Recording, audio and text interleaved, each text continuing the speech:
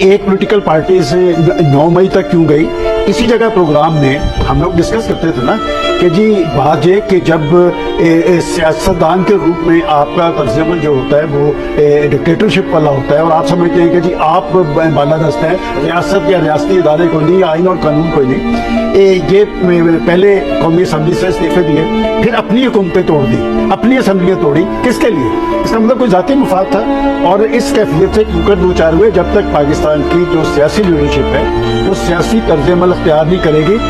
تو پھر مثبت نتائج کے لیے کہیں نہ کہیں سے سہارے تو لینے پڑیں گے۔ آپ دیکھیں آج ان انتخابات کی بات کی جا رہی ہے، جس طرح کی صورتحال ہے،